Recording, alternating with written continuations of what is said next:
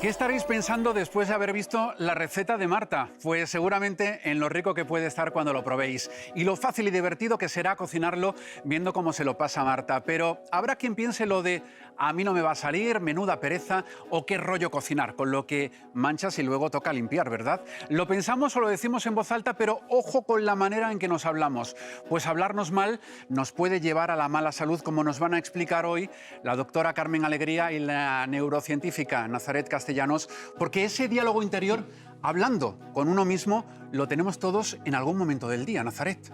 Lo tenemos y es necesario. Eso es lo que se llama el lenguaje interno. El lenguaje interno puede ser un monólogo, que es aquella narración que nos hacemos de lo que está sucediendo. Hay veces que se puede convertir en casi obsesivo y a eso le llamamos una rumiación, o puede ser un diálogo, donde estamos reflexionando, nos preguntamos a nosotros mismos. Cuando ese lenguaje interno es excesivo, puede repercutir en nuestra salud mental, pero tiene sus funciones. Por ejemplo, recrear la memoria, planificar lo que va a suceder pensando en el otro, recrear esa idea que yo tengo de mí misma, y nos vamos a dar cuenta que ahí nos importa mucho lo que el otro esté pensando de nosotros mismos. Es precisamente porque esas zonas de ver, intentar intuir lo que el otro piensa, para nosotros es importante a la hora de crear mi propia identidad. Y en ese diálogo interno, hablando con uno mismo, uno puede hablarse bien, mal o muy mal, que es, por desgracia, Carmen, lo más habitual. Es lo más habitual, y si fuéramos conscientes de la importancia que tienen las palabras pueden sanarnos si nos hablamos con cariño, o nos pueden literalmente enfermar. Y generalmente, ¿qué decimos? Soy un desastre, todo me sale mal, todo me tiene que pasar a mí, no puedo, esto me está matando. Y ojo, que el inconsciente se lo cree todo y acaba realmente creyendo que las cosas nos están matando cuando en realidad no son así. ¿Te refieres, por ejemplo, a cuando se dice no te hagas mala sangre, cuando te quejas amargamente de que algo no te gusta, ¿no? Es que quejarnos nos anula a nivel mental, a nivel emocional, pero físicamente, cuando nos quejamos, la queja segrega en la sangre cantidades elevadas de cortisol. Y el cortisol, cuando está de más, ¿qué ocurre? Es como si sonara una alarma, y cada vez que suena esa alarma, todos los órganos se resienten, sobre todo el corazón. Por eso hay más posibilidades de que nos dé un infarto. Y la sangre literalmente se espesa. Por eso dices tú lo de no te hagas mala sangre. Pues es que la sangre se hace mal. Y cuando la sangre se espesa, cuando aumentan los factores de coagulación, ¿qué ocurre?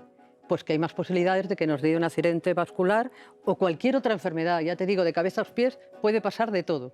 ¿Con qué frecuencia nos quejamos, Nazaret? Pues mira, se piensa que entre 15 minutos y media hora al día, ¿no? Wow. Y entonces esa queja, ¿no?, como decía Carmen también, deja unas secuelas que son biológicas. Por ejemplo, hace muy poco salió un artículo donde se veía que cuando estamos teniendo pensamientos negativos, la composición endocrina de la saliva cambia en 20 minutos. Sabemos que eso, por ejemplo, va a repercutir luego en toda la función digestiva, o sea, cómo yo esté pensando. Se habla mucho del efecto placebo, ¿no?, con sus consecuencias positivas, sus bondades, pero también existe el efecto nocebo, es decir, pensar que algo no va a suceder también ya nos autolimita. Así que nos quejamos de que olvidamos las cosas y las olvidamos precisamente por quejarnos. ¿Y cuando nos quejamos porque nos duele algo? La zona del cerebro que se activa cuando nos duele algo físico es la misma que se activa cuando tenemos un dolor emocional. Y cuando nos quejamos es como si pusiéramos una lupa de aumento en esa zona y aumenta el dolor.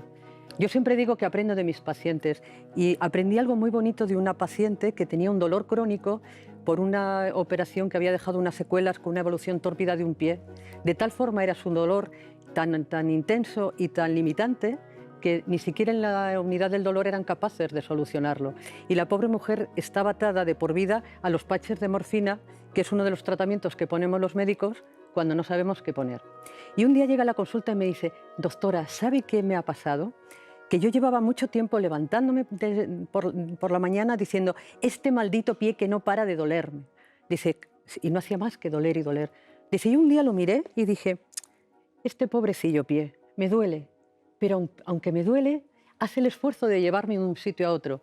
Y cuando cambió la queja por gratitud, desaparecieron los parches de morfina porque se solucionó su dolor. Es que el dolor físico y emocional van de la mano, ¿no, Nazaret? Pues está muy relacionados en unas cortezas que son las somatosensoriales y que hace poco pues, se ha ido viendo, se han ido cambiando, se han ido descubriendo áreas nuevas y en concreto unas en las que se ve que nuestro cerebro tiene una representación no solo de las partes del cuerpo, sino del cuerpo como un todo. Entonces, cómo nos relacionemos con nuestro propio cuerpo, el cerebro lo va a interpretar. Sabemos que, por ejemplo, ante un dolor crónico vamos a esperar ese dolor y esa expectativa del dolor lo amplifica, ¿no? Cómo trabajar, por ejemplo, mediante la respiración, mediante el abrirse a la experiencia de una forma ecuánime, no hace que a lo mejor que vaya a desaparecer el dolor, que aquí siempre hay que ser muy prudente, pero sí que disminuye esa amplificación, esa lupa, ¿no?, que decía Carmen. Y esto se ha visto que tiene una correlación significativa con una mejora en la calidad de vida de las personas que sufren dolor. Entonces, para sentirnos mejor, bastaría con cambiar nuestra manera de pensar y dejar de hablarnos mal para empezar a hablarnos bien, ¿no?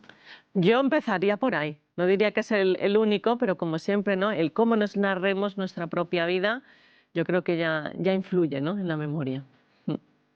Fíjate que hay unas palabras fantásticas de Gandhi que a mí me encantan porque resumen todo lo que estamos diciendo.